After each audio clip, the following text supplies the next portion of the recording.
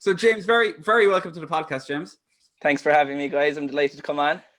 Brilliant. So you're a fairly busy man by the looks of things. Would you like to tell us Yeah, a bit about kind of everything you do? flat out now at the moment. All right, but it's good in a good way. So yeah, I'm a business and marketing graduate from CIT, and from there I kind of went into a part-time marketing role with the Emporium company, which thankfully now is a full-time role as digital marketing manager for the entire group. Where I oversee all their venues, including Trado Central in Ballincollig, JJ Coppingers in Middleton, the Castle in Glanmire, and the Hunted Hog in Castle and Martyr. And we have another one coming in Carrigaline too next year, which is great. Brilliant. So that's cool. Looking forward to that. I also have my own side business, I'd almost call it, where comes under James J Media, which I basically kind of developed over the first lockdown, just to give me a chance to work with other brands in photography, videography, marketing, and get a feel for different industries and upskill that way and learn that way. So that's kind of me. I work with Jabber.e as well, which is a media news site.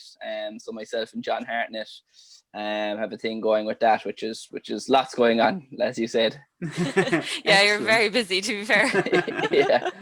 So you meant, sorry. This is always the fun with podcasts on Zoom, that delay between us. Yeah. Me and Mark always do that. We're like, oh, sorry. Yeah. It's my turn. We just can't wait to talk to you, James. Yeah. So you work with the Emporium Group. So those four bars have different, customers and personas. How do you manage all that as a manager? Well, it's like it can be difficult at times, because my biggest fear is doing them all myself. Is my tone very similar across the board? But that's something I've tried to stay away from. So I work closely with a brand coordinator as well. So I'll always run things by him for different things and ask, does this suit here? Does this suit here? I'll kind of stick by brand guidelines. I think an important one as well is actually going to the venues and getting a feel for the places and a feel for the demographic coming into them. Yeah. And that way then you can kind of think, what way should I be doing for JJ's, or what should I be doing for Trade House, and thinking about the customer coming in there when you're posting.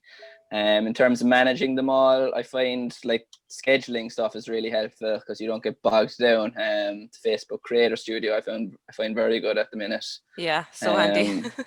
Yeah, really handy.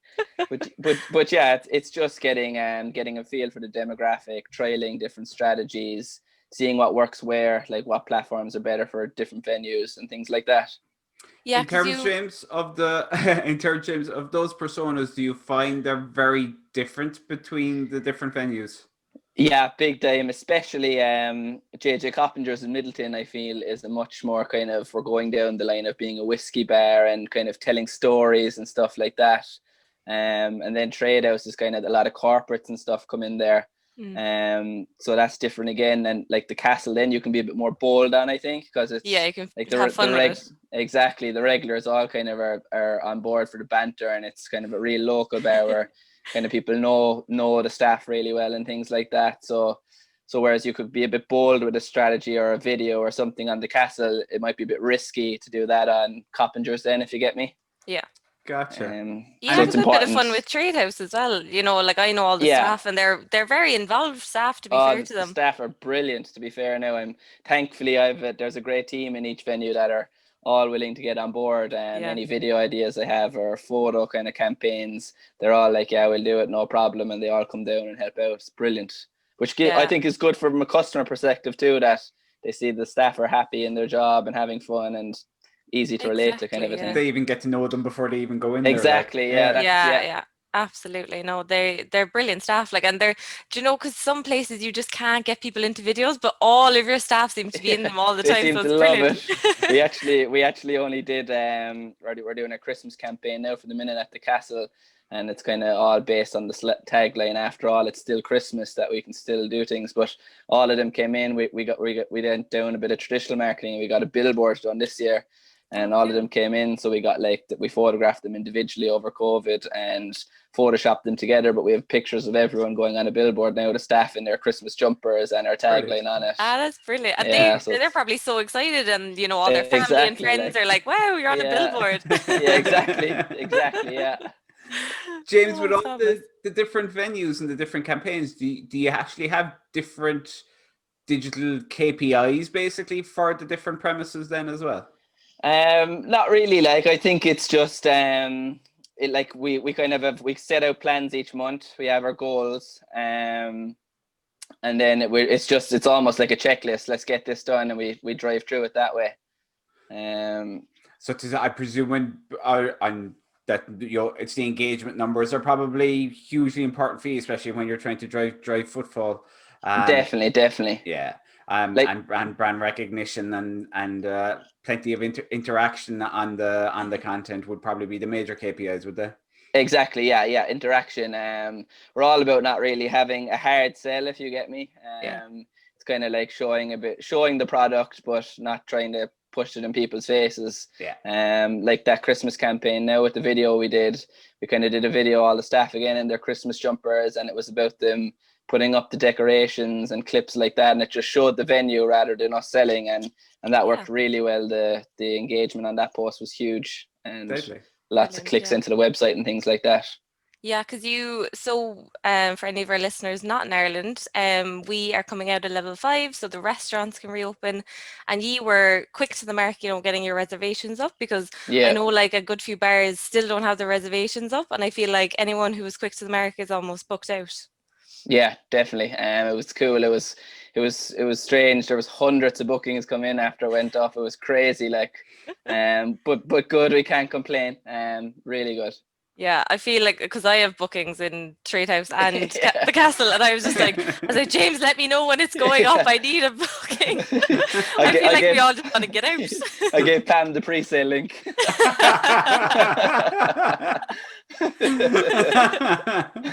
I'm in there with the crowd. Yeah. So in terms of, we were talking about a small bit about COVID. How did your strategy change during our lockdowns in Ireland? It was really just about changing gear and driving on. I think just adapting to the different circumstances, transitioning from a bar into a takeaway service. And for the bars that we couldn't open, we were also very conscious that we didn't just close off online as well. I think it was important to stay active and keep relevant, so when the time comes that we do reopen these wet pubs, that were relevant and people still remember us. Yeah, exactly. So we did some quirky things now. We had, during the first lockdown with the Castle, we had the Slitter Fairies, which the Castle, for anyone who does, Slitter Fairies, you like this one. For anyone who doesn't know, the Castle in Glanmire is located right next to Sarsfield's hurling club, and there was loads of slitters all year coming into our car park, and we'd collected, there's a box of them in the storeroom anyway, and we had the kind of idea that the kids weren't able to train or anything, so we put up a thing, the Castle Slitter Fairies, and send in your postcode, and the fairy will drop a slitter to your garden for your kids to play in. And it went huge. We were on Red FM, all Cork BO, and talking about it, which was a good exercise and kept us relevant while we were closed, as I was saying. Absolutely, yeah. And it's nice for the kids as well, they felt involved, and Brilliant. So James, you mentioned there as well you're part of Jabber. What exactly is Jabber? So Jabber is kind of a passion project, with the potential to maybe develop into a business down the line. It's a media news site is the kind of line we're going for, where myself and John Hartnett, who would be the co-founder, just want to put out tips, tricks, help businesses, people learn, as we learn, because by no means are we experts, but we have a good knowledge in the industry, and I think it'd be good to share it and almost start conversations with people, get people talking, and have it that it's not always our tips. I'd love to have, say, Click Media send in a marketing tip, and this is Click Media's tip of the week, or different people say different things, and just get as much marketing information out to people as possible. Very cool. So kind of a destination for kind of maybe small, medium business to go get information around marketing their business. Exactly, yeah. just to Excellent. help people with tips and tricks and engage. Fabulous. We'll definitely send something in anyway. Yeah. Brilliant, yeah. Does it have to be in a blog format, or? It's what it, like we're on working on that now, of introducing the kind of thing where we bring different people to give tips. So we're hoping like that we can have like quotes from media agencies or people, and blogs blogs that we can put on the website. Like we were thinking of having guest writers. So for example, you could be a guest writer and give your kind of weekly tips, and we'd post it on our website. Excellent. And brilliant, social media. Yeah, that'd be great for backlinking as well, wouldn't it? Yeah, it'd be brilliant. For SEO, yeah. Yeah. Always working on that SEO. And you mentioned kind of photography and videography there, James. Is that something? It's obviously something I'm presuming you bring to the table with the Emporium Group as well. Yeah, it's brilliant. It's just I'm kind of self-taught, really. It came from us hiring in kind of third parties all the time to do videos for us, and I kind of got the idea. Geez, I was always managing the videos in there anyway, so I was kind of like, I'd love to be doing this myself. So I just went out and bought a camera and kind of taught myself, and thankfully I've kind of upskilled a good bit in it, and I know I'm doing all our photography and videography myself, which is really cool. Yeah, it's brilliant, because over the first lockdown you went and did some very creative things. Yeah. We should definitely link to your Instagram where you can see like all these funky photos and videos. So where do you get your inspiration for all those kind of wacky ideas? You know what I think is actually a really good platform? People see it, TikTok. People see it for like, you see the funny dances and stuff on it, but that's not what I use it for at all. Yeah. For people who don't know, TikTok kind of pushes topics and content relevant to what you search into your For You page. So when I kind of set up my page, I was engaging with all these photographers who were doing these cool photos and stuff. And now my feed is full of the kind of behind the scenes that I do on my platform, showing me how to do photos, and I'm learning, and I'm using TikTok as a learning platform then, and developing it into my own kind of ideas, which I think is really cool. Yeah. And then just looking at searching hashtags, like hashtag creative photography, you'll get loads of inspiration from. And looking at different people in the industry who are doing similar things. Very good. We're always pushing our clients as well to try and start creating their own in-house content as well. So kind of similar to yourself, getting someone maybe who has a bit of a passion for photo and video to start just doing their own bits and pieces in-house as well. Do you have any tips for businesses who maybe are a bit hesitant to do it, or who kind of don't know where to start with it? Definitely, I think start like wherever you can. Like you can pick up your phone. I know I'm saying I use a camera and stuff there now, but it's just as easy to just pick up your phone and create content. It's Christmas now, so even your in-house decoration, people love to see, might come in to see your Christmas tree and things like that if you're posting it online, and doing quirky shots around it. If anyone ever wants to drop me a message on James J Media, I'd be happy to kind of give them tips and tricks on how to pull off these images, like levitating baubles and things like that, that might make them stand out from the crowd a bit. Yeah, definitely. But I think it's about testing as well, like, isn't it? Testing what works for you, and when you're trying to think where to start. Massively. I think everything in digital is about testing. Yeah, I heard a funny one recently. It's like throwing spaghetti off a wall and seeing what sticks is kind of the way you should think about the platforms you use. So true, yeah. And then you see that one strand that sticks. You're like, okay, how can I build off that one strand now? Yeah. That's a great metaphor for digital marketing as a whole. So true. Yeah, because I think it's really important for like people in-house to be more invested in the content creation. Like I know, like, they'll hire the agencies, but they know their business and what's going on day to day, and something funny could happen, where the agency wouldn't be. So I feel like there's definitely a bit of both needs to happen. And even trusting your employees as well. If you have someone young working for you, I often find, like, I obviously can't be in all 4 venues at once, so I've often asked maybe a bar manager or something, giving them the Instagram logins, giving them a bit of direction, and said, could you post a few stories tonight with the place busy, and show off the venue when I'm up there. So work with your staff too, and I'm sure they'd be delighted to get involved and have more responsibility. Massively, and we're always. I mean, it's a great way to bring the whole team together as well. And as you say, it gives them an extra bit of responsibility, makes them feel more part of the team. And your staff are a great way for you to start pushing out content. Definitely, yeah.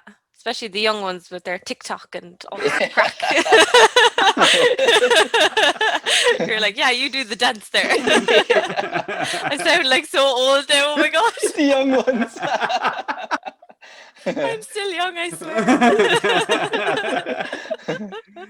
swear. So, James, is there any you're obviously well embedded, we'll say, in the marketing space. Is there any particular places you go yourself, or any people you follow to get your kind of tips, to get your inspiration? I like Tony Robbins at the minute lately. I'm definitely from a motivational side, anyway. That's for sure. I'm actually listening to a lot of his podcasts, and I kind of search for the marketing related ones, where they interview kind of businesses and things like that, which is cool. Few others. There's another guy, I actually can't think of his name now. Is it Jesse Itzler maybe?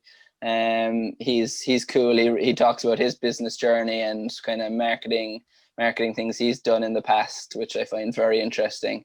So I think podcasts and profiles and stuff like that, and there's local ones like Pam and Shan and Virginia, who you've had on the podcast, who are very good at giving tips and things as well. Brilliant. Yeah, I think it's good to have a mix of local people, because you get an idea of what everyone else is doing, and then the bigger American, just get their wacky ideas too, and be like, okay. It's great though. You can you look at these campaigns in New York or London or wherever, then you're like, okay, how can I adapt it for my local market? 100%. Because I think these places, you always hear London and America are miles ahead than us back here. So I think well, I don't know, is it true, but I think it's good to look at these kind of people and see what they're doing, and see if it is something you can adapt to your business. And I'm always saying, it goes again with everything in digital, try to niche down. The more the more local you can make it, the better. I always say, if you look at a YouTube video, an ad that you're going through, if that first 5 seconds is a shot of Cork, you're like, what's that? and you'll actually stick on past the 5 seconds. So the more you can make it relatable and local to people, the better. 100%. Brilliant, James. If people are looking to get in touch with you or kind of find out more about yourselves, where should they head to? James J Media on Instagram would be great. And as I said, if anyone wants to drop me a message, I'd be happy to answer any questions or help out in any way I can to different businesses. James J Media on Instagram, or they can email me at jamesjmedia@gmail.com. Lovely job. Yeah. Thanks so much for coming on. Thanks a million, guys. It was delighted to come on with you. Brilliant. Thanks very much. Brilliant. Cheers. Thank you.